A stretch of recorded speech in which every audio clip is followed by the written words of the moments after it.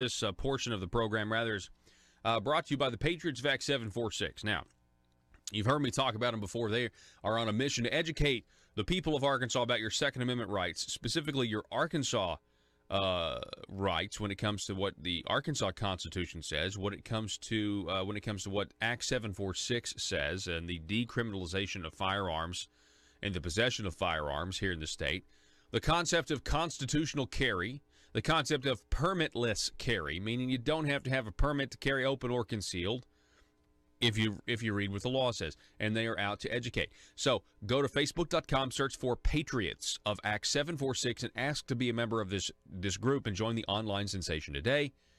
They really are educating. They hold meetings. They have chapters across the state, and it's just been a thrill ever since we started interviewing the Patriots VAC 746. When I became a member of the group, it's just great. They're very fantastic people. One of those individuals who's fantastic, her name is Amy Freeman, and she joins us now. She's a member of the Patriots VAC 746. Amy, welcome to the program. Hello, how are you doing, Paul? I'm doing fantastic. How are you doing? I'm well. Thanks for having me today. Yes. So, Amy, tell us about how you first found out about Patriots of Act 746. Well, I wasn't actively seeking out the group, but as usual in the evenings when you're sitting on the couch next to your spouse and you're comparing articles on Facebook, he says, look at this article. And I looked at it and I was like, well, what's this group? And he said, it's Patriots of Act 746. And I'm like, oh, okay. And so I started looking into it, and I joined the main chapter. And, of course, when you're invited into the group, you have the option of choosing a chapter in your regional area.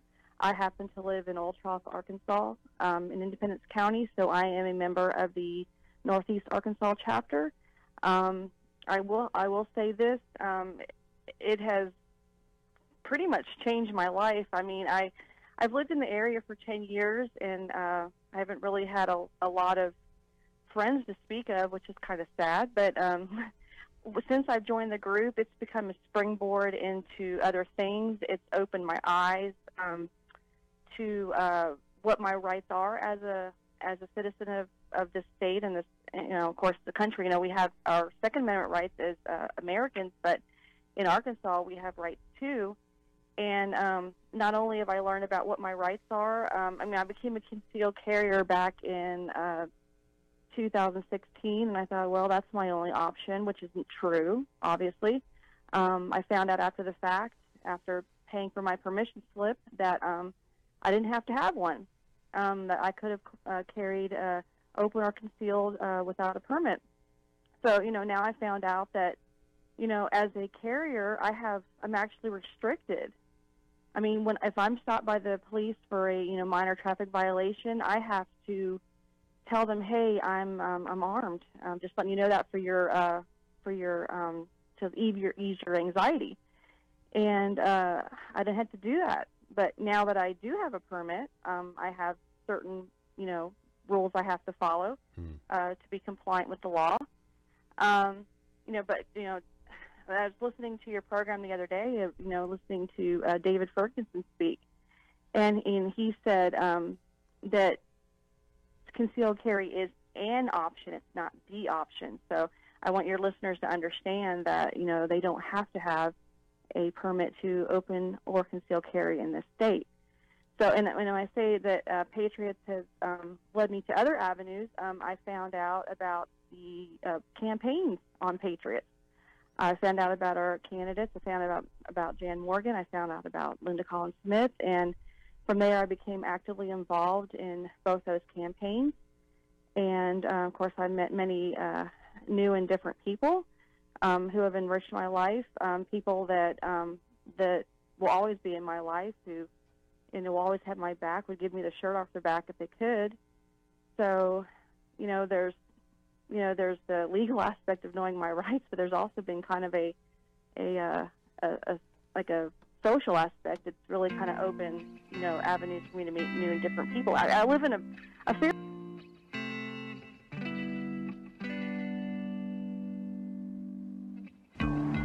I think it's time we ask ourselves if we still know the freedoms that were intended for us by the Founding Fathers. They seem to be in full-scale retreat from spending cuts and are talking about raising people's taxes again. And I have only one thing to say to the tax increasers. Go ahead, make my day. If we lose freedom here, there's no place to escape to. This is the last stand on earth. Those who would trade our freedom for security have embarked on this downward course. Whether we believe in our capacity for self-government or whether we abandon the American Revolution and confess that a little intellectual elite in a far distant capital can plan our lives for us better than we can plan them ourselves. Conduit News Radio with Paul Harrell is on now. Good morning, ladies and gentlemen. Thanks so much for being with us today. We really appreciate it. What is today? Tuesday. You have found the intersection of conservative ideas and reality on this Tuesday, and we really appreciate it. This is a lot of kids' second day getting ready for school. Some people's first day, I believe, starts tomorrow. But we really appreciate it. If you want to sound off on the program, 870-275-9799. That's 870-275-9799. We've got a great show for you, and I can't wait for you guys to hear. First of all, at the top of the next hour, we'll be talking with Mr. Martin Rawls once again. Always great to have him on the program. We'll be talking just really about the events of the day, and I know he actually works for the Rick Crawford campaign, I believe. So we'll be talking with him. Also, we'll have an introduction. We want to introduce you to Mr. Casey Copeland.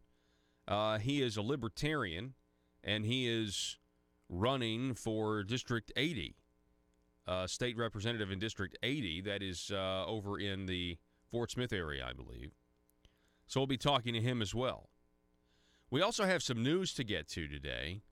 In light of all this, I thought it would be helpful to take a flashback coming up at 6:30 and listening to Mr. Joe Maynard, a Conduit for Commerce co-founder. He also is an Arkansas businessman, a successful one at that. He came on this program, I don't know, a couple months ago, when the tariff war really kicked up on, the tariffs went in with aluminum and steel. And he said, basically, you can't build airplanes out of soybeans. And in light of everything that's going on, I thought it was, I think what he said is more relevant now than it was even, a couple months ago when this first got kicked off. I mean, we've seen a lot of progress when it comes to the tariff situation, the news developing. We've seen the European Union cave since that interview. So I thought it would be helpful to really look at the tariff situation from a national security standpoint, because that's really what this is. Specifically with China now, and, you've got the whole soybean, the soybean scare, and a lot of it is soybean scare tactics, really, because China's going to buy our soybeans. I know there's some Democrats that are now saying, no, that's not true. No, China's going to buy our soybeans. Maybe through somebody else, an intermediary or something like that, but they're going to buy our soybeans.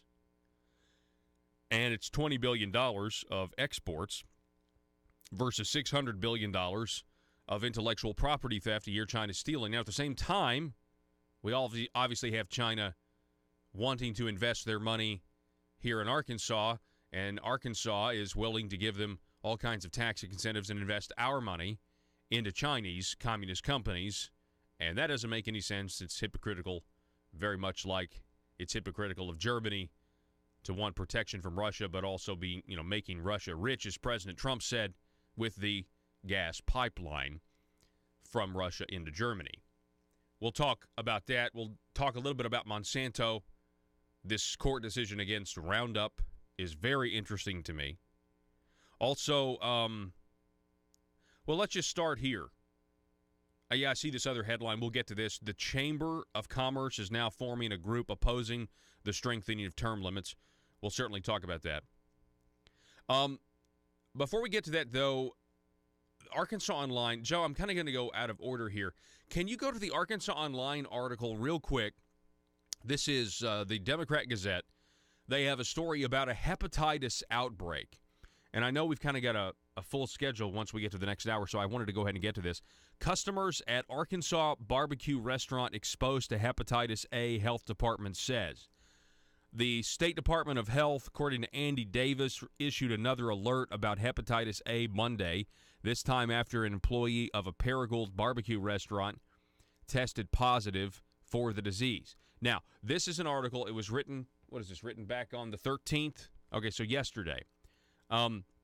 They said it's Iron Horse Barbecue and Steakhouse. If you ate there from July 25th to August 10th, should seek vaccination immediately. If they have ever been immunized against hepatitis A or unsure of their vaccination status, the department said in a news release. Scroll down a little bit. The health department has also urged all Greene County residents 19 to 60 to get vaccinated amid an outbreak of the disease in northeast Arkansas that has resulted in 85 infections and 1 death. The vaccine will be available in Paragould from 8 a.m. to 4:30 p.m. Tuesday at the Greene County Health Unit. That's 801 Goldsmith Road.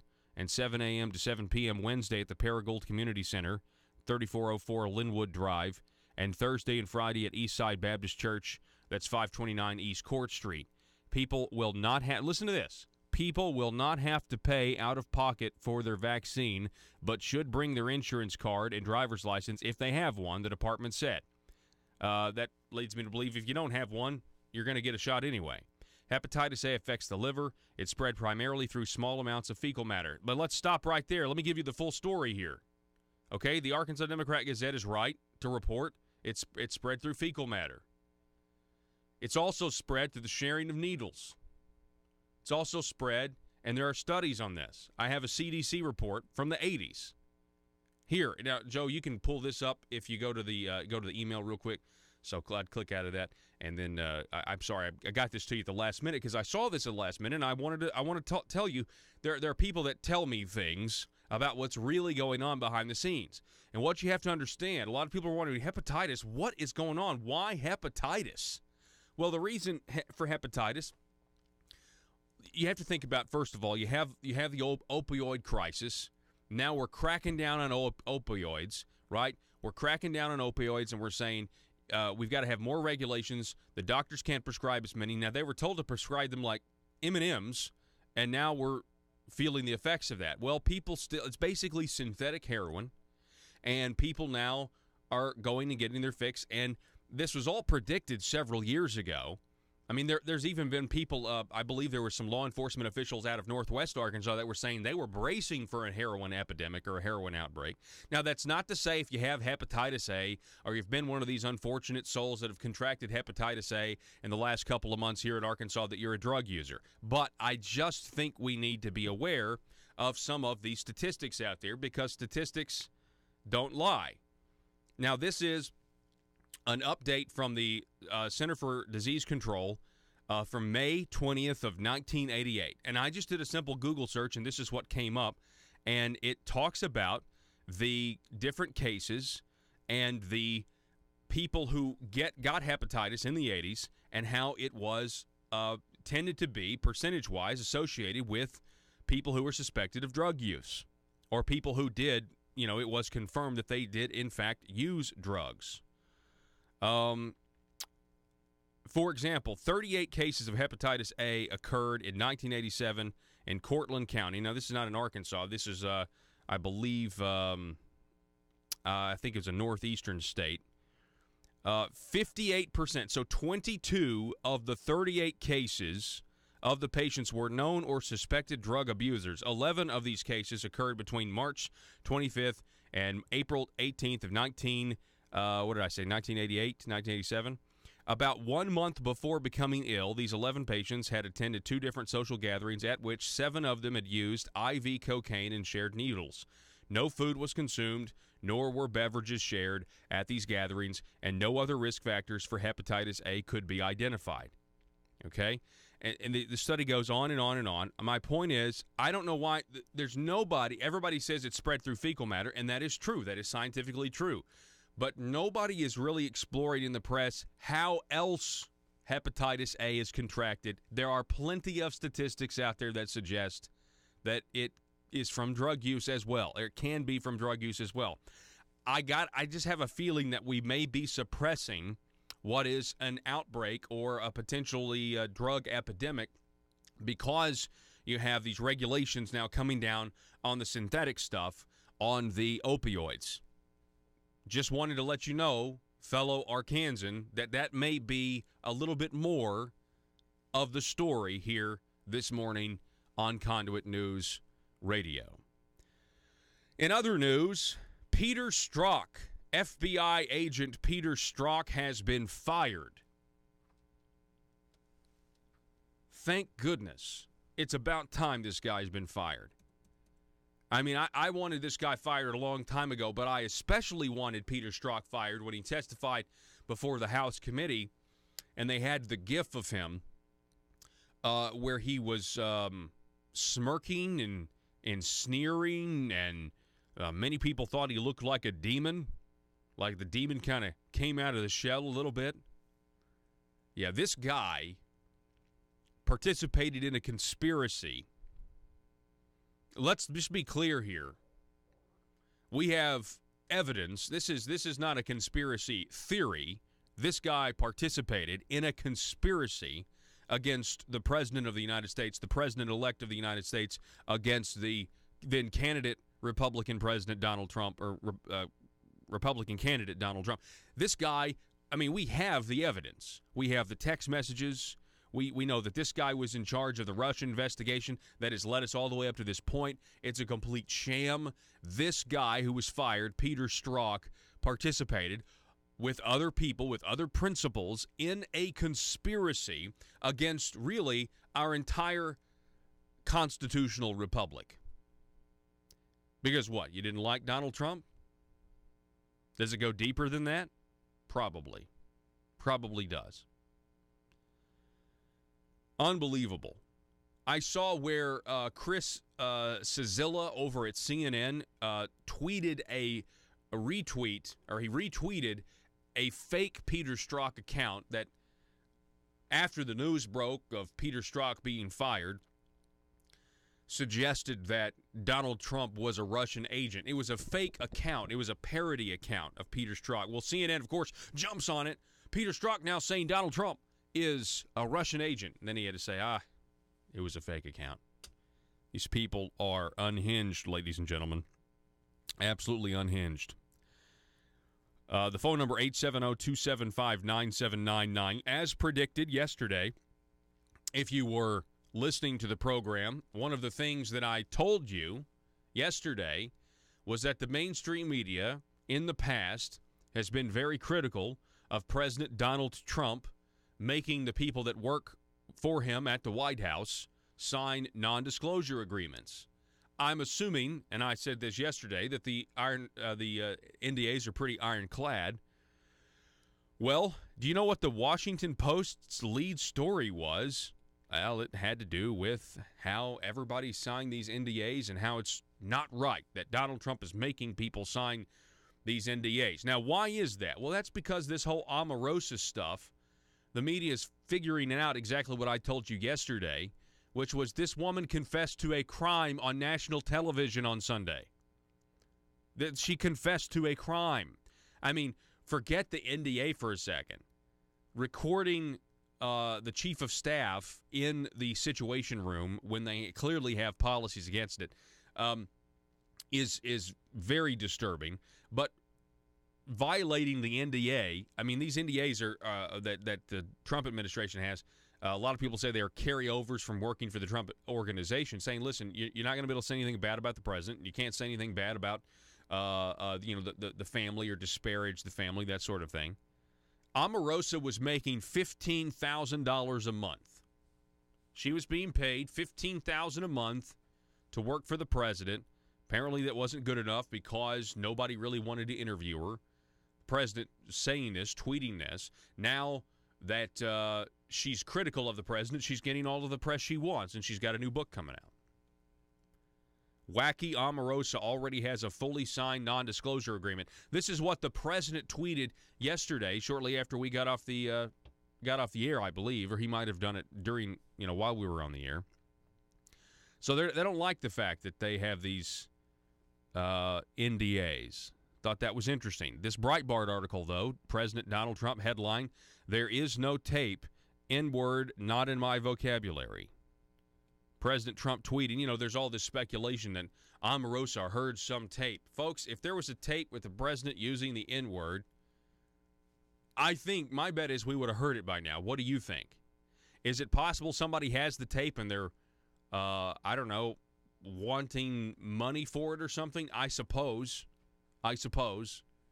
But something tells me as much as the press hates President Donald Trump, as much vetting as they did. I mean, they uncovered the locker room talk. You remember that? They uncovered that. You telling me they wouldn't have uncovered this when we're talking about recordings of The Apprentice or tapes of The Apprentice or what can be heard off camera? Of course they would have.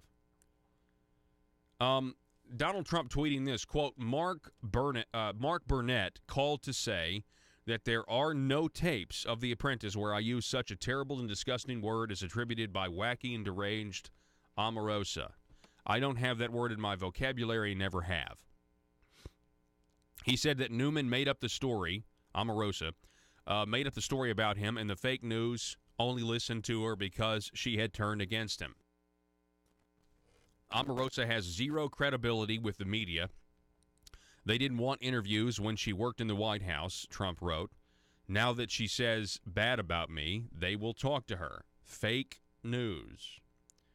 That's what the president had to say about this. So the president's saying, look, there are no tapes. So that is certainly news of the day and very interesting. Folks, we've got to take a break. When we come back, this story really caught my eye. Rand Paul against the world. What does that mean? Rand Paul against the world. It's over at theamericanconservative.com. I'll tell you about that when we come back. Also, we're going to talk tariffs. Going to do a flashback coming up here at 6:33. Don't go anywhere. Good morning to you. Back in just a moment.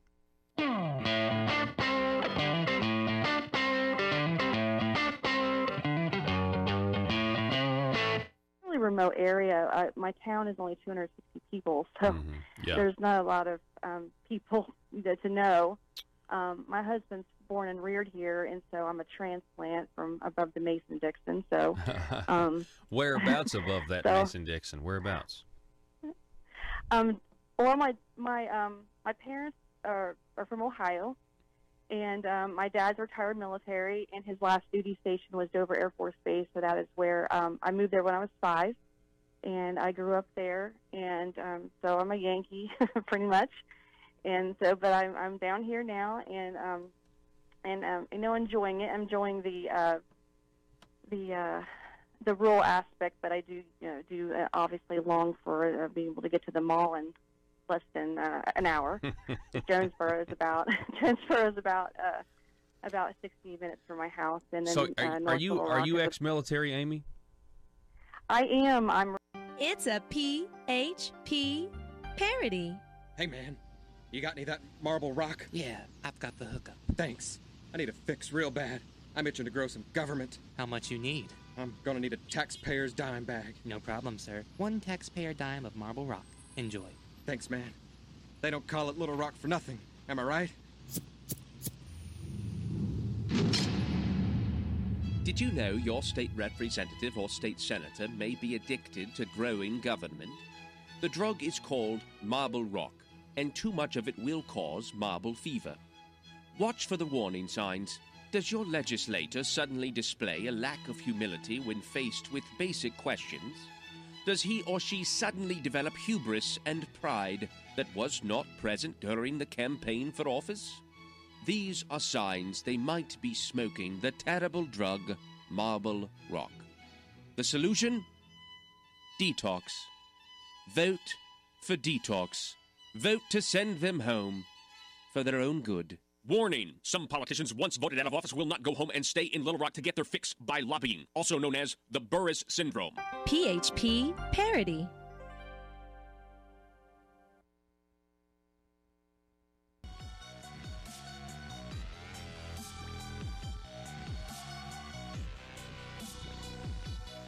Need your daily news fix? Don't forget to tune in to Conduit News Radio with Paul Harrell. I apologize, Facebook. I've been so busy this morning, I haven't had a chance to say hi to you guys, but I really appreciate you guys listening on Facebook. You can listen at facebook.com/Conduit News or over at conduitnews.com, the YouTube channel as well. We try to have as many platforms as we can so far.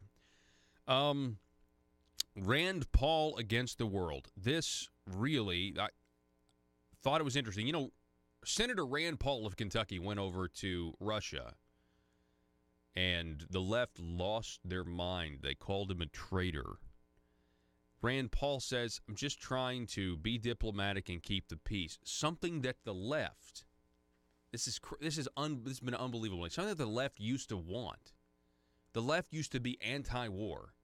But now simply because there is an allegation that there might have been collusion, which there isn't, but because the allegation is out there that there was collusion with President Trump and Russia, and they can say that he's illegitimate, now they are all of a sudden waving the American flag saying we're patriots and the Russians are bad for some reason. I can't really figure it out because the left, they're basically, they're socialists and communists over on the left.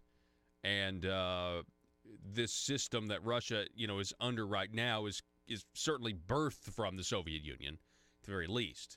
Of course, everybody's fine with China because they're actually still communists. Nobody wants to... Have you noticed that? It's almost like, well, China's still pure. Their society hasn't collapsed from communism yet. They're still living the dream, so to speak, living that chalkboard Marxist college classroom dream. Rand Paul against the world. I thought this was interesting. We're running out of time here. Not long ago, Donald Trump's national security advisor, John Bolton, was promising regime change in Iran by the end of this year. They're saying that Uberhawk Bolton has long wanted war with Tehran. Secretary of State Mike Pompeo isn't much different and has even advocated bombing Iran. Secretary of Defense James Mattis had previously recommended U.S. airstrikes against Iranian targets. Today, Bolton says, though, the U.S. does not seek regime change in Iran. So does Pompeo, so does Mattis. Why? People are saying it's because of President Trump's relationship with Rand Paul. Interesting. Politico reported Wednesday some interesting aspects of the relationship between Senator Rand Paul and the president, particularly on foreign policy. While Trump tolerates his hawkish advisors, the Trump aide added he shares a real bond with Paul. He actually, at a gut level, has the same instincts as Rand Paul. On Iran, Politico notes Trump has stopped short of calling for regime change, even though Secretary of State Mike Pompeo, Secretary of Defense James Mattis, and Bolton support it, aligning with Paul instead, according to GOP foreign policy expert in frequent contact with the White House. Rand Paul has persuaded the president that we are not for regime change in Iran. Now, here's the thing. You can be for regime change and not be for regime change. You can be for regime change in non-military ways, right? Which is something that President Barack Obama had the opportunity to do when Iran had all the uprisings that they did. You know what I'm saying? And President Obama was silent and refused to help the oppressed people of Iran. You ever look at pictures on the internet of what Iran was like in the early 70s? Or the 60s, people wearing jeans, and they looked very westernized and that sort of thing. Anybody ever see those photos? Yeah. That's what Iran used to be like. Really shows you that our freedom and liberty it's just one generation away from being gone, isn't it? That's why we've got to protect it, folks. This is Conduit News Radio. I'm Paul Harrell. We'll be back in just a moment. Going to talk tariffs.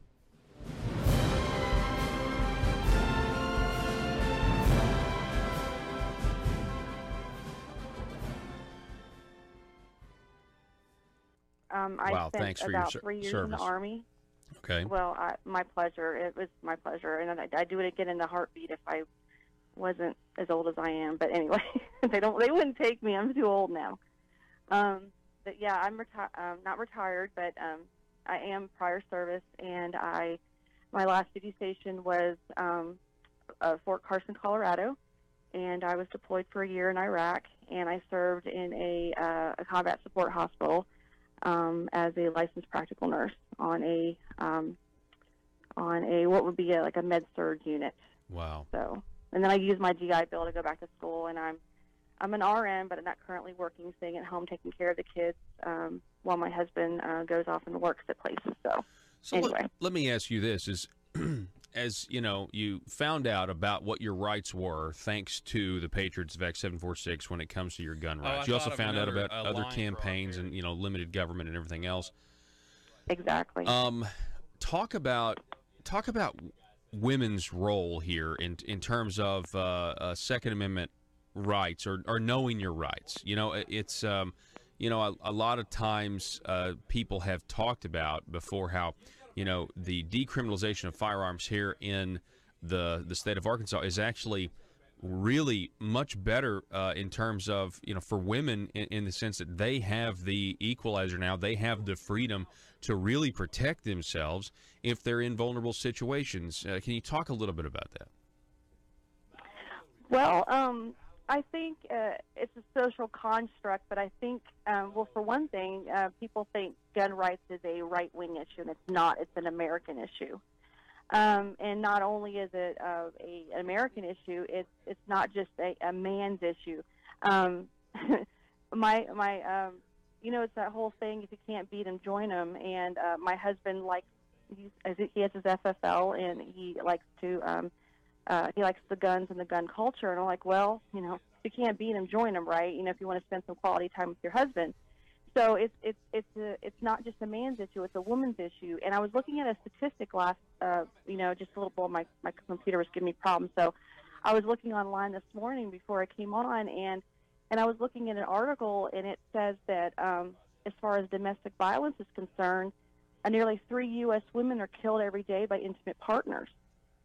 And like you said before, the firearm is the great equalizer. Biologically, women are, I hate to say this, weaker. I mean, genetically, yes, we are. We don't have the muscle mass. So if we're overcome in a fight and we don't know hand-to-hand combat, or we're caught unawares, we really don't have a lot.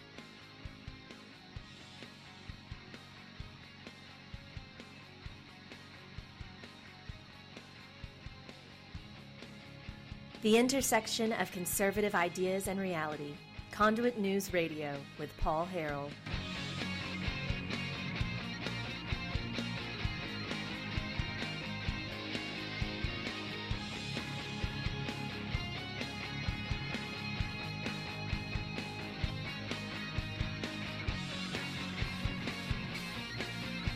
All right, ladies and gentlemen, here we are. We're back. I want to give a shout out here. Wow. So I want to give a shout out to Dorothy Crockett. Dorothy Crockett. She is a Republican pioneer in the state of Arkansas. And I understand that yesterday she had surgery. And I just want to say I think that Dorothy Crockett is an amazing woman. And I know a lot of people were praying for her. I know a lot of people went, it was a scheduled surgery, I believe, but a lot of people, I know they went over to see her. I think it happened in Memphis, and I think she's doing well. I see some photos on Facebook, and I think that's just fantastic. So anyway, just wanted to give a shout-out to Dorothy Crockett. Glad to see that she's doing well after this surgery, and really appreciate who she is. She's a very, very, very sweet woman.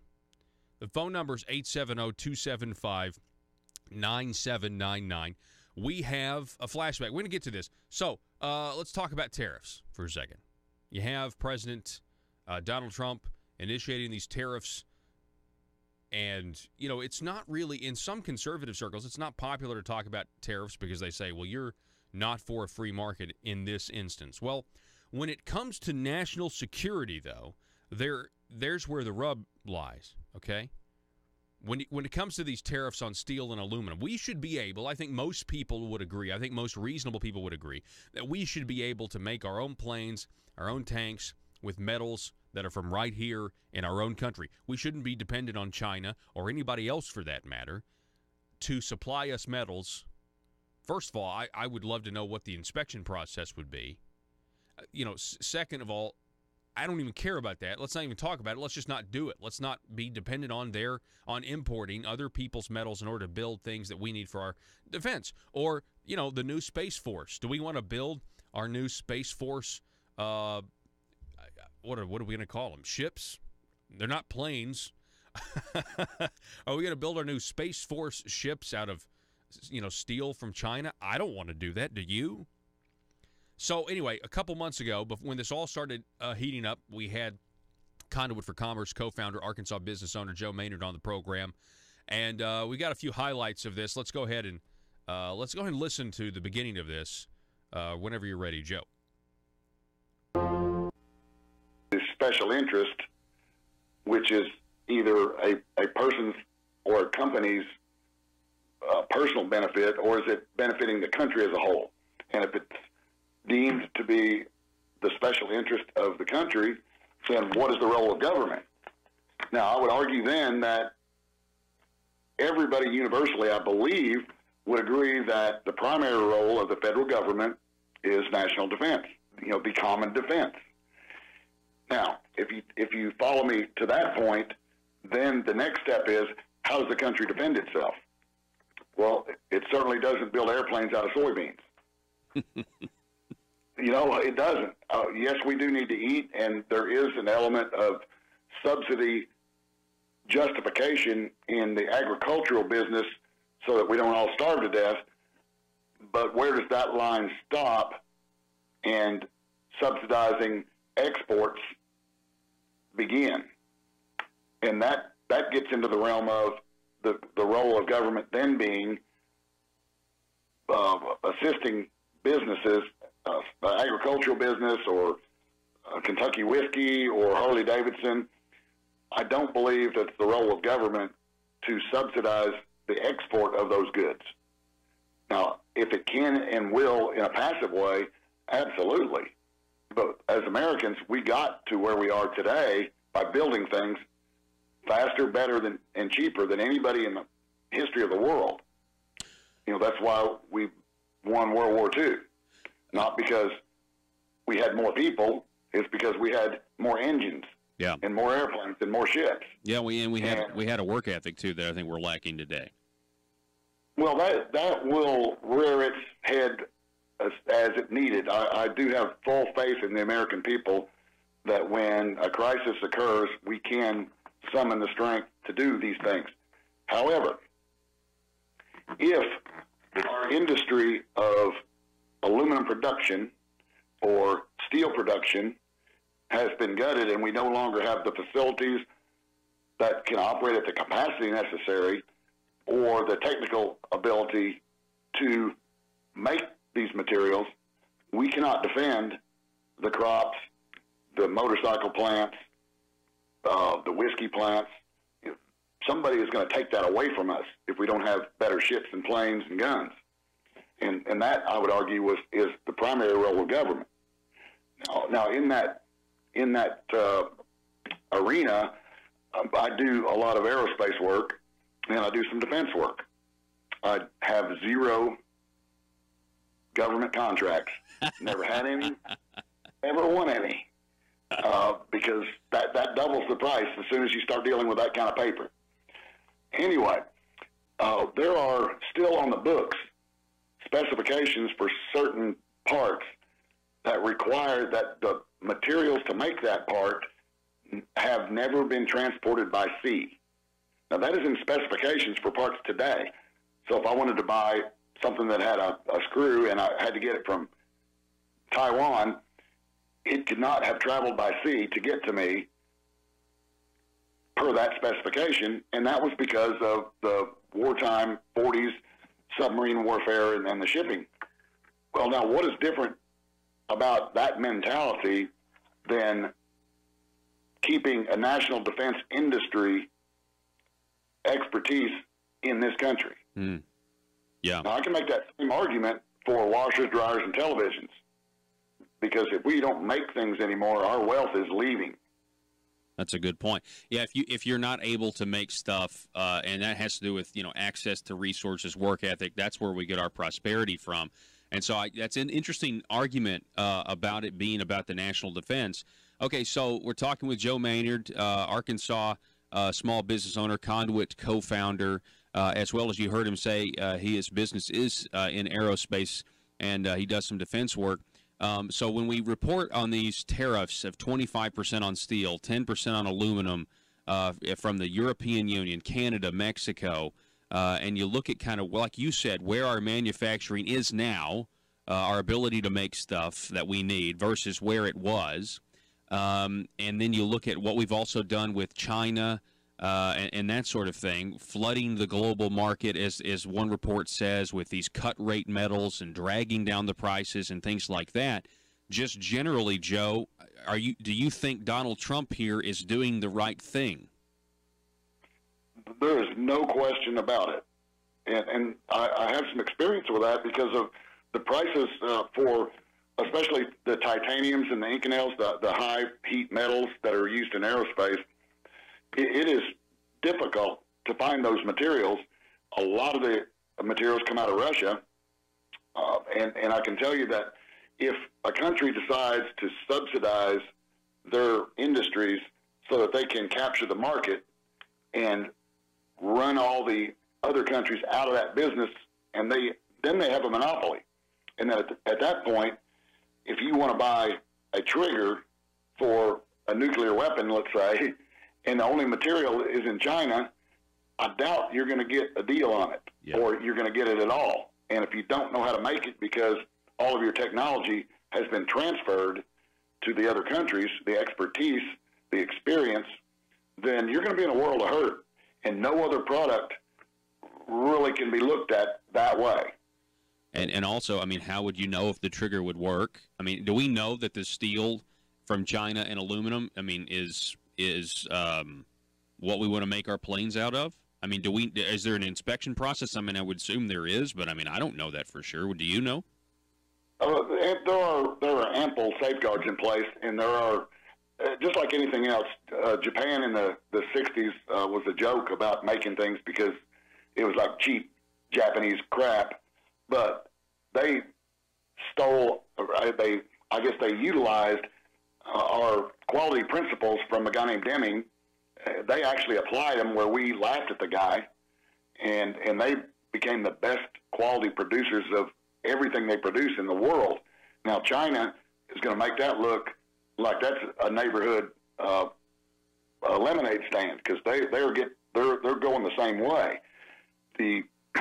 And I have run across some exotic aluminums that I can only find in Korea or Russia or somewhere else. A lot of times you're only allowed to buy right now for defense or aerospace. You're only allowed to buy from certain mills. You've got to certify that this material came from this particular steel mill or aluminum foundry, and you can't use it if it's not. And they have to then certify that the material was actually mined in the United States to make that steel.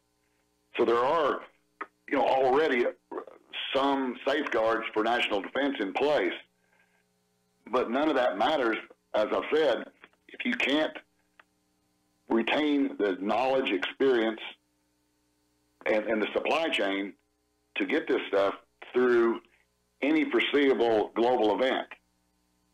And that's why it's distinctly different than everything else.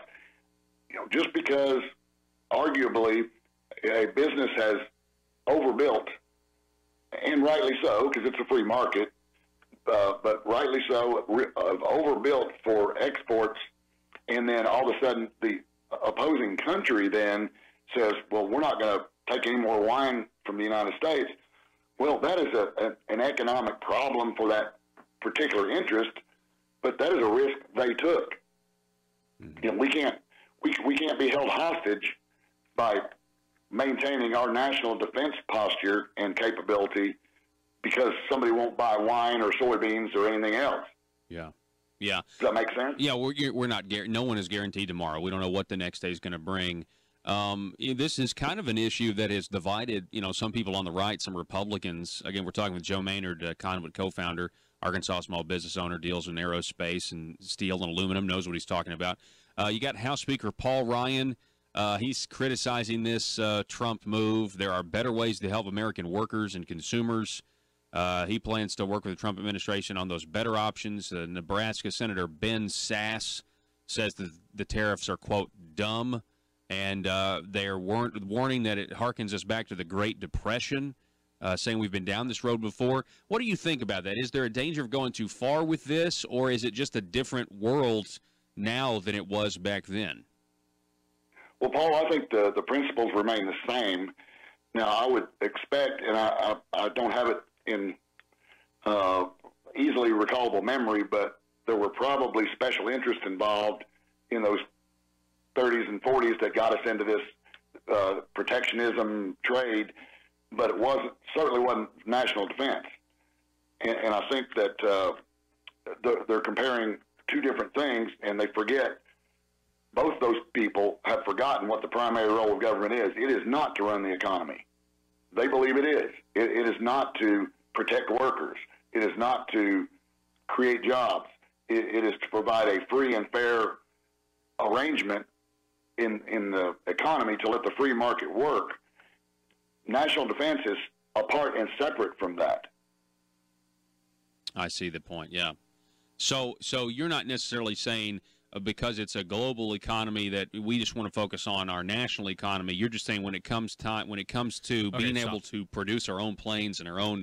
So that was a couple months ago. That was right as the aluminum tariffs, steel tariffs came on, and I think we have now seen a lot more. We've seen this economic saber rattling back and forth between China, back and forth between the European Union. And I felt that it was good to take this flashback so people actually understand that this stuff is working. I know it's uncertain. I know it provides some level of uncertainty. But the fact of the matter is, the best line in the whole thing was, you can't build airplanes out of soybeans. In the context of that interview, in the context of what we have seen happen since then, with the plant or the project down in Arkadelphia is now on hold. Other Chinese investment in Arkansas is now on hold. It is very interesting. Why would any state, why would any state pursue these investments with the Chinese when we're in an economic trade war with them, when we're in an unspoken Cold War with them? It's like, how can you be any colder than a Cold War? Well, it's like, don't talk about the Cold War. then it doesn't exist. At least people said that there was a Cold War with Russia or the Soviets. It doesn't make any sense. Why would we allow the Chinese to come in here, use our resources to make communist Chinese companies rich, to make the communist China to help them out? It makes absolutely no sense, specifically when they are here. They are stealing $600 billion worth of intellectual property a year. That estimate is probably low. And the FBI has investigations in all 50 states into the economic activities of China and what they're doing. The CIA says they want to supplant us not only militarily but also obviously economically. If they want to do one, they want to do both. Well, you can't really have one without the other. This is China's goal. And we are now trying to push back. We're now trying to fight this. So, I would challenge I would challenge the people of Arkansas. I would challenge our representatives. I would say, listen, maybe doing business with China shouldn't be our sole economic strategy. And it has been so far for the last couple of years. It seems to be our sole economic goal is to make trips to China and to do business with the Chinese. Now, I'm going to be honest with you. I know people in Arkadelphia are upset. We're probably going to be scheduling some people that want to talk about how bad things are now that these tariffs are coming out, because I'd like to hear from them. I'm going to probably disagree, but I'd like to hear from them. But this is pretty much if you told a third grader, if you gave a third grader an option of who to do business with, they wouldn't pick China if you just gave them some basic facts about their communist government, what they do to Christians over there, You know what I'm saying? You'd say, you know what, I don't want to do business with these people. What their goals are, what their 100-year plan is. You would, as a third grader, you'd be like, yeah, I'd probably rather, if I'm going to give away Arkansas taxpayer dollars and pick winners and losers, if I'm going to do that, I'm not going to pick China. I'm going to do somebody else. I'm going to do this deal with somebody else. We need to cancel China. We need to cancel these deals, okay? Right now, our economic policy and our economic development policy in the state of Arkansas is essentially a program called China Works. And, no. And we shouldn't be why is anyone surprised by this, by the way? Nobody, I'm just letting you know this. I know you might have gotten the folks of Arkadelphia, the Chamber of Commerce in Arkadelphia. I know you guys might have listened to your state officials, listened to the governor, listened to some politicians, maybe listened to the Arkansas Economic Development Commission. I know you might have listened to them, but you really, no one should be surprised that the project is on hold. Now, I know they're attempting to get exempt from the tariffs. The governor has been quoted in the paper as saying, look, we've gotten an assurance from somebody in the Trump administration that we're going to get this particular Arkadelphia China project, Chinadelphia as I call it, we're going to get it off the ground anyway, because we've already done all this work and we're going to get them exempt. Somebody in the Trump administration has said that we'll be fine. You know what? If that happens, fine, I guess. I know the other deals are on hold. Something doesn't make sense. You know when President Trump said, he said, listen, why in the world would Germany make a deal with Russia and be dependent 60% of their natural gas dependent on Russia, making Russia rich, and then come to NATO and say, we want protection from Russia. Russia's evil. They're making Russia rich. It's a hypocrisy. The same thing goes for China. Why is it okay to do business with China? Why? Somebody tell me. If Asa was going to Moscow and inking deals, the left's head would explode. Why is it okay with China? We're still trying to figure out. Somebody needs to ask the question, though. Somebody in the administration needs to answer the question. This is not. There's something not right about this. There's something very strange. There's something off about this. This particular segment, folks, is brought to you by Conduit for Commerce. In this whole flashback with Joe Maynard, as well as looking forward to where we are now. Just want to remind you, Conduit for Commerce, they're putting Arkansas small business first. And if you want more information about that, go to conduitforcommerce.org. That's conduitforcommerce.org. Back in just a moment. If you believe the Second Amendment protects your right to defend your home with a firearm, where do you turn if the government confiscates your gun? To the courthouse. The Founding Fathers created your Seventh Amendment right to a civil jury to protect your freedoms. The courthouse is where you fight the overreaching hand of government. And the Brad Hendricks Law Firm is where the fight starts. Call the Brad Hendricks Law Firm at 501-221-0444. The Brad Hendricks Law Firm in Little Rock, standing ready using the Seventh Amendment to protect your Second Amendment rights. Russellville-based firearms manufacturer Omega are making clones of the most notable German firearms in the world. These delayed rotor lock firearms have been and are currently used by law enforcement and military worldwide. At Omega, they manufacture their guns right here in Arkansas and produce the best reproduction in the marketplace that comes with a complete 5-year warranty. At Omega, they take firearm manufacturing seriously and offer discounts to active and retired law enforcement. Whether you're using Omega firearms to defend the public, defend your family, or for target practice, Omega has your back. For pricing, go to omega-guns.com. That's omega-guns.com. If you're like me, you believe that small business is the heart of Arkansas's economic engine, and it should be viewed that way by the politicians in Little Rock. Conduit for Commerce also believes, like you and I believe, policies that achieve less regulation and lower taxation help small business in Arkansas thrive. Other policies like small, constitutionally consistent government and reducing citizen dependency on government keeps it from growing and expanding its influence on our daily lives. Conduit for Commerce works every day to educate the general public and legislators on these important priorities in the name of Arkansas small business. By the way, contributions to Conduit for Commerce are tax deductible. Log on now to conduitforcommerce.org and click on Contact Us on the right side of the page. That's conduitforcommerce.org. Go there now and learn the facts on protecting small business in Arkansas.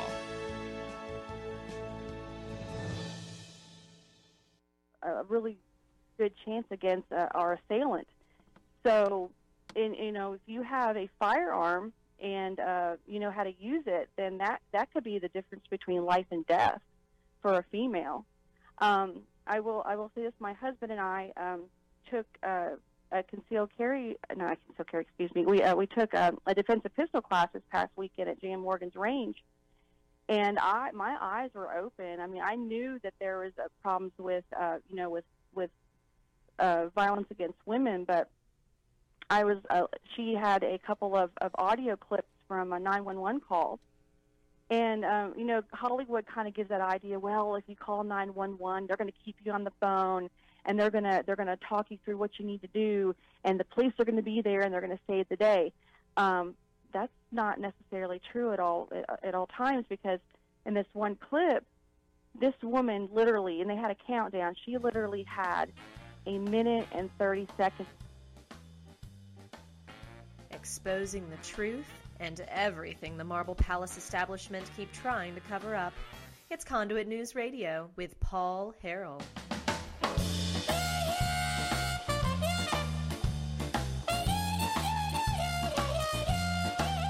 I see this repost here for Arkansas town desperate for investment. Trade dispute with China hits home. 2 years ago, a Chinese company committed. This is from the Christian Science Monitor. 2 years ago, a Chinese company committed to creating thousands of jobs in Arkadelphia with the construction of a paper mill in the small town. But trade disputes between the United States and China had left the deal in limbo. Oh, yeah, this is just the repost of the Andrew DeMello piece, the Associated Press piece. I mean, why would anybody get in bed with China? That's got to be the question, right? The communist Chinese. What World Trade Organization member do you know that's labeled as a developing nation has the money to spend billions of dollars outside of its own country? They're labeled a developing nation in the World Trade Organization, and they take advantage of that. What developing country in the WTO do you know that can spend billions of dollars in Arkansas? Why China? I disagree with economic development. That is, our philosophy. I'd rather you just eliminate the corporate income tax. I'd rather you treat all businesses the same, not pick one over the other, not use this corporate welfare model. Okay, but if you're going to do it, why China? That's my question. If you're going to do it, like every state does it. If you're going to do it, why get in bed with China? Something is strange. Something doesn't feel right about this situation. Phone number is 870-275-9799 if you want to contribute to the program. Sorry, I almost spilled my thermos of coffee. That's what that noise was, Joe. Joe looked up like, what's going on in there? I want to make a correction to the record. I mistakenly said that Patriot and Republican pioneer Dorothy Crockett has already had her surgery. She has not. So continue to pray for her. She will be having a surgery, I believe a heart surgery, Wednesday at noon.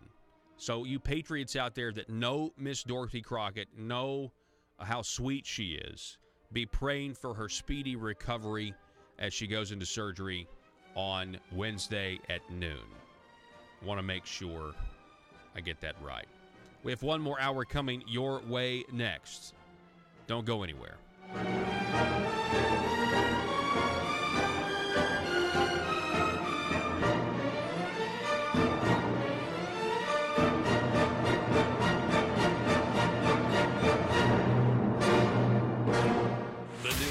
Talk of Northeast Arkansas. This is News Talk 101.3 FM and 12:30 AM KBTM Jonesboro, an EAB radio station. before she and her young child were murdered. And she didn't have any way to protect herself. Wow. Now, if she had a firearm and she was, trained to know how to use it, she could have stood a chance against this assailant. And then another woman, she was at home. She had recently injured her foot. She was kind of confined to her couch. She heard her dog barking and realized that somebody was in the house.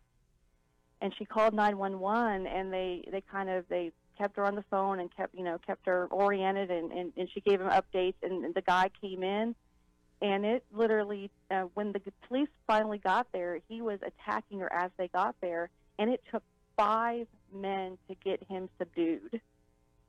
Oh, he was on like drugs, I I assume. Well, I can't remember the ins and outs of it, but yeah, we don't just, the drugs that are out there on the street now, they're laced with things. They're people could be, I don't know if you remember that, the bath salts, the people, it would take multiple gunshots and tasers and just different ways to get this person down. And it took 5 men to subdue this 5 police officers to subdue this attacker. And in those 2 instances, hindsight's 20/20, but if they had had a firearm and were trained to use it, they may have stood a chance, and that the lady and her baby would have still been alive, and this lady would have been assaulted. Yeah. So yeah, the firearms are the great equalizer for women, and like I said before, it's not just owning a firearm and being able to know how to use it is not it's not a right-wing issue. It transcends party lines. I mean, if you're in our history, we didn't have parties when we started. We were just Americans, and now people think that and that's the other thing I want to bring up. I mean, Patriots of Act 746 it's nonpartisan. You can be a Democrat, you can be a Republican, you can be a Libertarian, you can be of no affiliation, and you're welcome, because the common bond that brings us together is our Second Amendment right. The human right of self-defense. Yeah, that's exactly right. Yeah, and you just go ahead. I was just going to say that in the Declaration of Independence, it says that we have our inalienable rights are the life, liberty, and pursuit of happiness, and some people will say property, but our inalienable right to life. That's God-given. That is not government-given. And you have the right to defend yourself. And then you have the right to have a firearm, because ultimately, we have self-preservation, but we also have our ability to defend ourselves against a tyrannical government, which we obviously have that issue at this day and time. We've got, I told you that, my eyes were open when I joined Patriots of Act 746. I found out about the primary campaigns. I also found you. I didn't know you existed. I've lived here for 10 years, and I did not know the Paul Harrell program existed. And I found out about your show, and I started watching. I'm on Facebook Live most mornings, and I interact with people in the thread, and I learned so much. I did not realize. I knew our federal government was corrupt, but I had no idea that our state government was equally corrupt. If not, I would contend that it's about as bad, if not worse, than our federal government. Yeah, it's not as there are not as many people involved, but because it's obviously smaller. But I feel like per capita, way less people know about what goes on in Little Rock, so that almost makes it worse because there's just not enough reporting on it. I mean, at least we have a lot more national coverage about how bad D.C. is, but you don't really have that with how bad the swamp you don't, of Little and Rock you're not is. going to. And you're not going to hear that on our local, affiliates hardly ever. I mean, I was surprised. I want to put a plug in for our friend Kenny Wallace for helping us out and going down to Little Rock and setting up shop and cueing us into what these committees are doing. And that, begs the question, when are we finally going to have this transparency that they keep touting? We have had citizen journalists go down there and set up shop to tell us what they're doing to us. And I think yesterday the tax bars got together.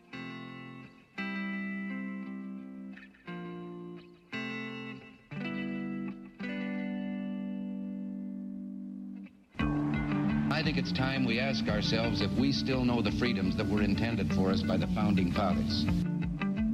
They seem to be in full-scale retreat from spending cuts and are talking about raising people's taxes again. And I have only one thing to say to the tax increasers. Go ahead, make my day. If we lose freedom here, there's no place to escape to. This is the last stand on earth.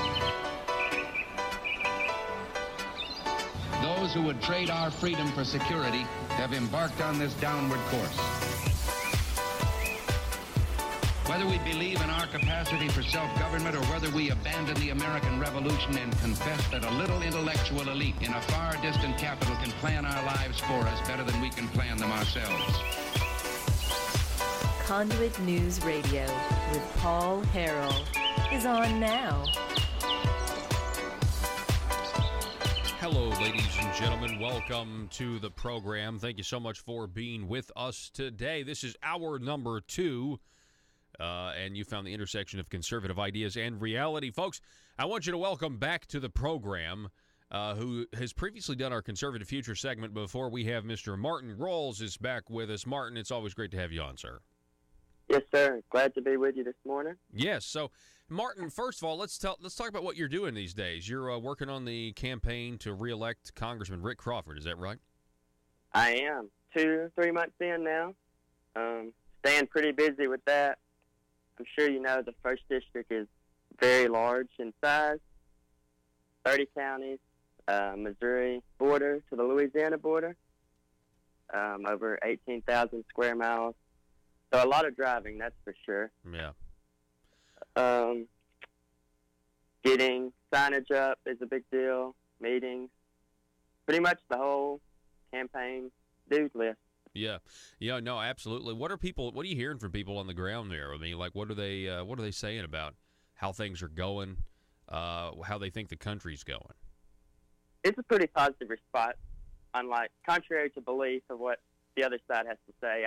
Pretty much everywhere you still see MAGA hats, you still see Trump signs. In rural Arkansas, I think the support for Trump and the Republican Party is going to be outstanding. Yeah.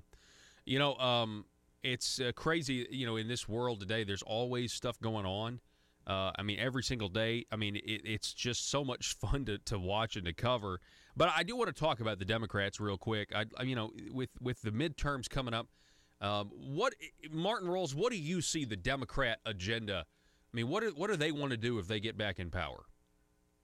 Well, everything I can hear, this Medicare for all, health care for all scheme, and a report came out, I guess it was about a week or 2 ago, and it stated that their plan, if enacted, which that's not going to happen, but it would increase the debt over 10 years. It's like $32 trillion. And I don't think anybody in Arkansas is going to stand for that, yet alone around in these other red states. Yeah, you know, and you have that socialist Ocasio-Cortez. You know, that's what she wants to do too. You know. Yeah. Oh. And her supporters she's supporting haven't done too well. She's kind of been quiet. Needs to go quiet probably.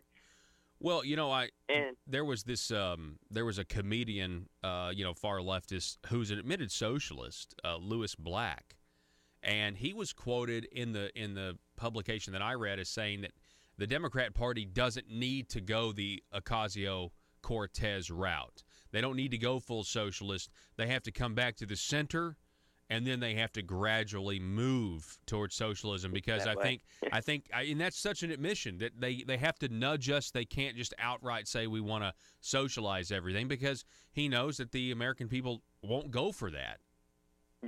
Yeah. There's definitely not many people that want to support that for sure. And then, go ahead. Oh no, you go ahead. I'm sorry. Then the other opposition is they're saying all these farmers are hating the president, disliking, and everything else. And there was another poll I read, a report, actually CNBC came out with, and the Trump's rural approval rate in key farm states, with either on the rise are staying neutral. So that's a false belief also that I haven't heard many farmers out there, unless the liberal farmers, which you're never going to change their minds anyway, no matter what you do. Yeah. But I think they're they're absorbing what's happening, but they're still supporting and believing that it's going to continue to get better. Yeah, and the president did announce that, that subsidy program, to help. That's a possibility out there, But, what I have been harping on for a while, Martin, is the fact that the Chinese are in this country. The FBI has investigations in all 50 states, and they're stealing $600 billion a year in intellectual property. Just 3 weeks ago, two Chinese nationals were indicted here in Arkansas for stealing our rice technology from down in Stuttgart. I mean, this is real-world stuff here. And so it's a lot larger, this trade war or economic saber-rattling. There's a lot of there's a lot of things that the Trump administration is trying to do to stand up for American sovereignty. Would you agree with that? Yes, it's a good. Tired of being in last, and now it's time to get back doing business with us leading the way. Talk a little bit. We're talking with Martin Rawls. He's a young conservative, and we always like to talk to really the future of the conservative movement when we do these segments. Can you talk a little bit about immigration? What are your thoughts on immigration policies, where we need to go with that? I guess that would be a pretty interesting topic over the past few months as well. When they have nothing else to talk about, I guess they bring that up, the other side. But I believe that if we can't selectively, if we continue to allow illegals into the country, we will never truly be safe, in my opinion. With the groups like MS-13, the groups like the drug cartels that can just cross at will without having border security, I think, which the border wall is getting constructed, as Trump says this morning, I think, or last night. And we must continue to invest in border security. I think we need more border patrol for sure. I even saw on Fox the other night that drones from these cartels are flying over to see where the agents are, and that's not good either. Because those things can move a lot faster than any person can, for sure. And I think that securing the border, like you said, is vital. I think it's one of it's one of President Trump's key promises to the American people. So I'm glad that he, the wall is being built, but it is we do have to have funding for it. One of the concepts of MAGA that I've realized, of Make America Great Again, some of the stuff we're talking about is going back to the basic responsibilities that this country has to its citizens, and that is to secure our borders for our safety, for national defense purposes. And right now, there are places on that border that in the past have been some of the most dangerous places on the face of the planet. And this is supposed to be the greatest country in the world. So I think part of that agenda is saying, you know what, if you're inside our borders, we're going to stop the threat of outside, foreign people from enacting violence and drugs, human trafficking. They found a van full of torsos during the Obama administration. Very, very sick, violent, evil stuff. That needs to stop when it's happening on our own soil. Every day, just about, you see somebody getting raped, killed, murdered from an illegal. It's got to come to a stop in order for us to be safe in America, like you said. Talk a little bit about how, just in general. You have Trump's policies. You have a lot of those policies that are outside the box, and they seem to be working. Whether it is the tariffs or whether it's just, going directly to the American people on Twitter, getting beyond that mainstream media narrative. His policies appear to be working. Yeah, very well. The economy is booming in most places. It's pretty impressive when you have more jobs than you have people. The unemployment is at a huge low. The tax cut that they put in place, 90% of people are taking home more money. And then the GDP was over 4% just a few weeks ago. And he says he wants it even higher. And that's, I mean, with to continue to use his policies, Republican policies, I think we have a lot of great things to run for in November. Yeah. If we continue to do those things. Yeah, there's no question about that. We're talking with Martin Rawls. Hey, in your work with the Crawford campaign, I did notice that, and tell me if I'm wrong here, but the chair of the House Intelligence Committee that Congressman Britt Crawford sits on, Devin Nunes, is coming to Arkansas. Is that right? He is. September the 11th today. Yes. Or the 12th. Yeah, September 11th. We're looking forward to that for sure. Hope we can get people motivated and get ready for the midterms, as people seem to not be as motivated for the midterms as presidential elections. Yeah. Well, and I think people are going to come out in force. I think people have seen what's happened over the last 2 years with the media constantly trying to tell the people of Arkansas, as well as everybody else in flyover country, somehow President Trump beat Hillary in some sort of fluke because it was, the Russians, and so he's not legitimate president. I mean, it's really thumbing their nose at every American that voted for him. And so I think people are going to come out and make a huge statement this November. It's just like a slap in the face every day. And I agree with you. I think it's going to be – there's not going to be any blue wave, in my opinion. I think we're going to take seats in the Senate and control the House. Martin Rawls, I appreciate it, sir. It's always great to have you on the program. Yes, sir. Thank you. All right. Have a good one. Yes, sir. Good morning to you, folks. This is Conduit News Radio, and we're going to take a break and be back here in just a moment, cover some more news. Don't go anywhere. And I haven't got to go back. I had a busy day yesterday. I need to go back and watch the recordings. But they met today. They met yesterday to talk about how they are going to spend more of your money and not cut taxes and spend more of your money. Well, we'll have coverage. We'll have the coverage of that at 7 because there is an article. I don't want to steal your thunder. No, it's fine. No, it's not a big deal. They did propose some income tax reductions and things like that. I'm gonna get into that coming. There's 3 different options, and they definitely.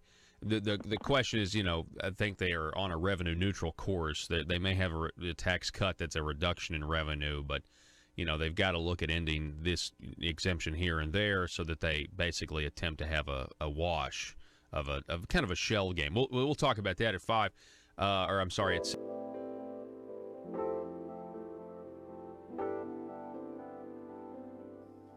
Money, power, prestige.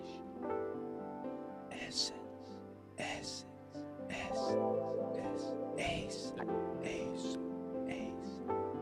Available now from aristocrats serving Arkansas. From Zenata Rhino Collection.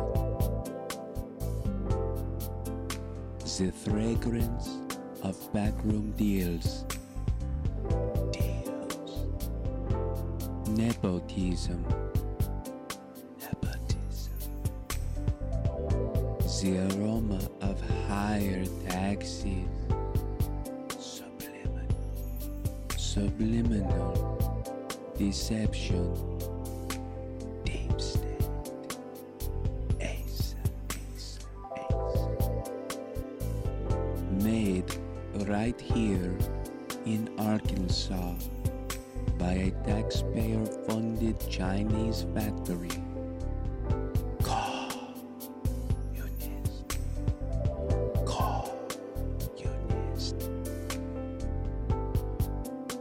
Every bottle carefully crafted for you. Gender neutral. Nothing says aristocrat like Essence of Bureaucrat. Essence of Bureaucrat by Asa. Available now in the Marble Palace gift shop. Paul Paul Harrell parody.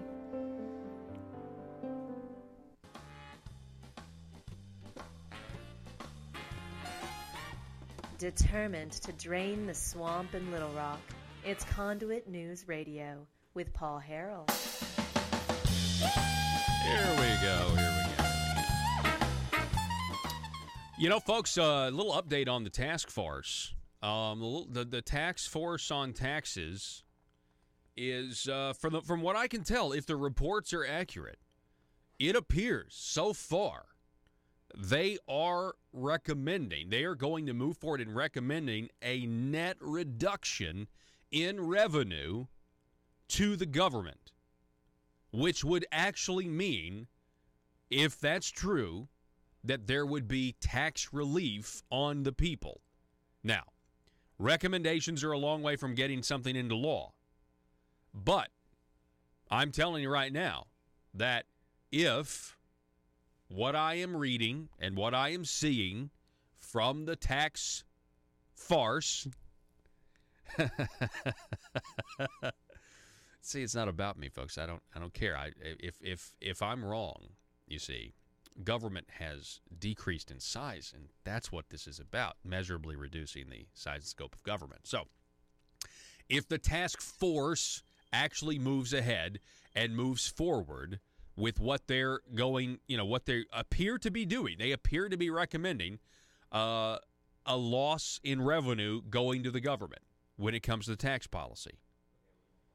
And that would be huge. And it would be great for the people to be trying to make us more competitive with the surrounding states, two of which don't have any income tax at all. Now, at some point, I would like to see some breakdown of numbers to hold them accountable, to make sure, okay, we spend almost $8,000 per person running our government. Other states spend what? So how different are those numbers going to be, and that sort of thing? Maybe they know they're about to get $200 million worth of online internet sales tax.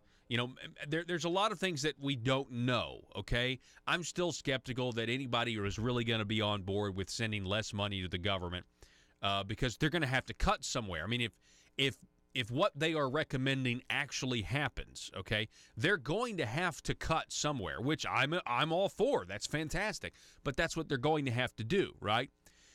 So whatever the task force recommends, here's the potential story. What happens if the tax force actually recommends a reduction in revenue to the state government through tax cuts, actual tax cuts, and then the Arkansas General Assembly doesn't do what the task force recommends? What happens? I'm just spitballing here. The reason I'm skeptical is this. They've got these little DF&A people, right? They got the Department of Finance and Administration. They're at the task force. They're testifying to the task force, and they are, they're giving these updates of what this is going to do. Folks, DF&A can torpedo a bill from becoming a law. Now, they're being used in the task force right now, but when you actually draft legislation, when the legislation actually goes before the committee, I would love a question. Some of these task force members need to look these DF&A people in the eye. And they need to say, are you guys going to try to torpedo this? Let me say it more eloquently than I just said it, but when we try to run this, are you going to go to the end of the table? Come to the end of the table. Are you going to go to the end of the table and torpedo this? We also need to know, are there going to be people and representatives from the governor's office? Are they going to go to the end of the committee table and try to discourage the legislature from enacting a net reduction in revenue to the government, meaning actual tax relief on the people of this state? All I'm saying is this. We're going to keep reporting. We're going to keep watching. Right now, it looks like if everything goes forward, they're going to be recommending a net decrease. That's huge news. That's a good thing. That's a positive thing for the people of this state, for people who are conservatives and want a limited government. It's really, really exciting. But it's a long way. A recommendation from actually becoming law is a long ways away, So we're going to keep watching this and see what happens. Hey, in other news, did you see what happened with Monsanto? The Bayer shares slide after Monsanto's Roundup cancer trial. They are now saying that Roundup could be causing cancer, based on a jury that awarded this groundskeeper $289 million, or at least Monsanto has to pay $289 million. I believe it's class action, because there's is that right? Maybe I just heard that there's tons of other cases of people claiming Roundup gives them cancer that are pending right now. They're saying that Monsanto has known all along that there was a risk of cancer, but they failed to tell anybody about it. That's really the key here. A jury found Monsanto liable in a lawsuit alleging that the company's glyphosate based weed killers, including its Roundup brand, caused cancer. The case against Monsanto, which Bayer acquired this year for $63 billion, is the first of more than 5,000 similar lawsuits across the United States. So, I don't know. I'm just throwing that out there because, our relationship with Monsanto here in Arkansas has more to do with dicamba and our ban on dicamba and Monsanto being very upset with dicamba. I think it's very obvious that Monsanto wanted farmers in Arkansas to use dicamba so that then Monsanto could sell dicamba-resistant seeds and crops, and so then you have this corner on the market. I think that's what the game was all along, and the Arkansas State Plant Board said, no, we're going to have a ban. We've got some real humidity issues here. Your stuff isn't sitting down, and it's doing damage to other people's property. Thomas Jefferson said, if it either picks my pocket nor breaks my leg. And when your product is doing damage to your neighbors, then yeah, that's a huge issue. Considering we're talking about agriculture, which is talking about the process of how we feed ourselves to survive, yeah, I think the plant board was appropriate in actually looking out for other people's property and the public safety. What do you think? It's one of the rare instances where a regulatory board actually looks out for the people's safety and other people's property.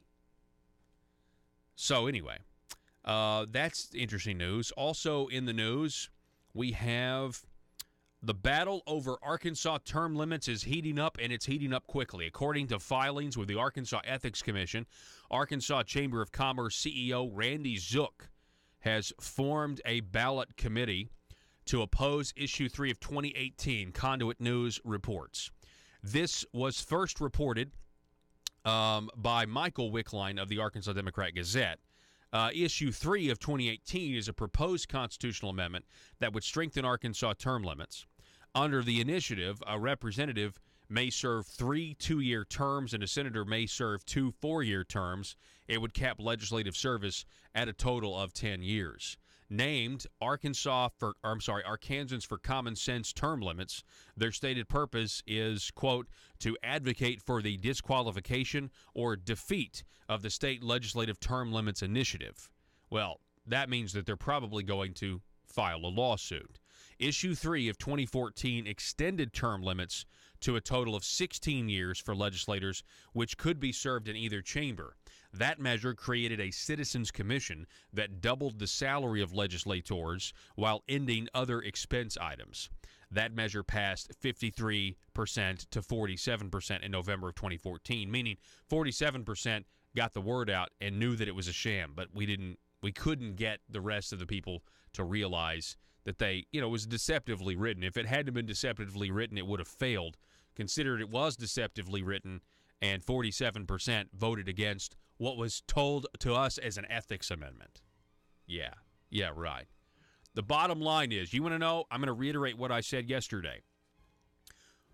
How did we get here in the state of Arkansas with term limits? We got here because our own government actively and purposely lied to us. And it's pretty shameful. And that's why people are saying, you know what? If you give me the option between 16 years or a decade, I think a decade's long enough. Back in a moment.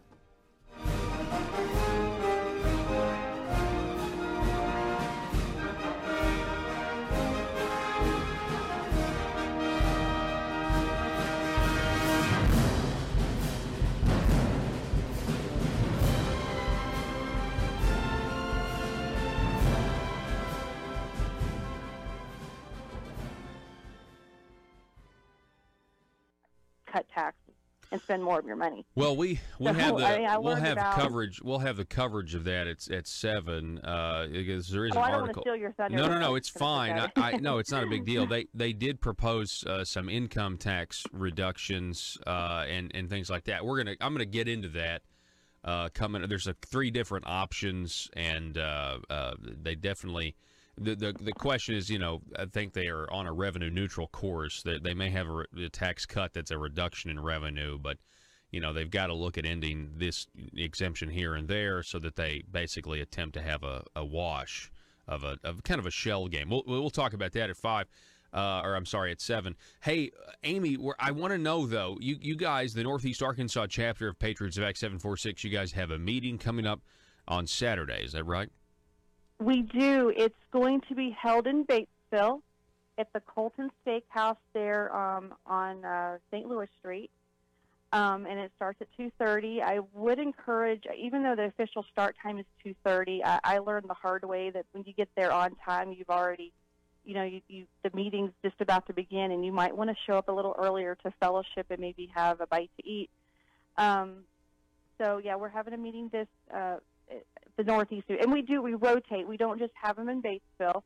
In fact, the last 2 meetings where I attended, I went to Jonesboro to Tamales, and I went last month was in Pocahontas. And the neat thing about 746, we reach out to our local law enforcement and our local politicians and legislators, and try to have we've invited the sheriff, and we've invited the chief of police, and then of course their deputies and their sergeants.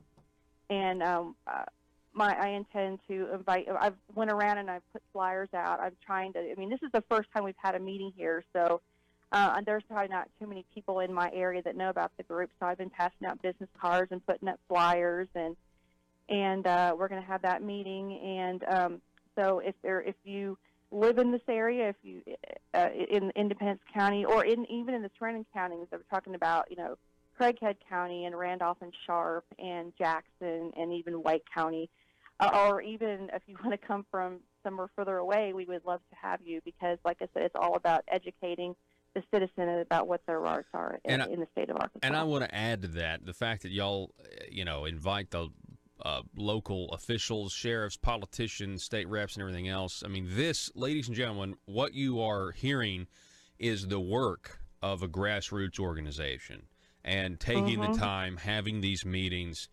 educating the officials, having this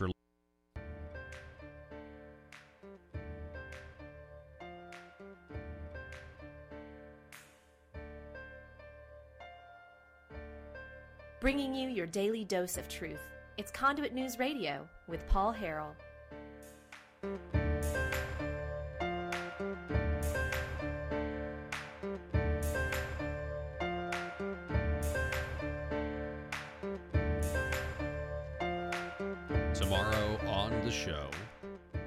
Tomorrow on the program, it's a jam-packed Wednesday. We'll be talking with Glenn Brittlin from the Patriots of Act 746.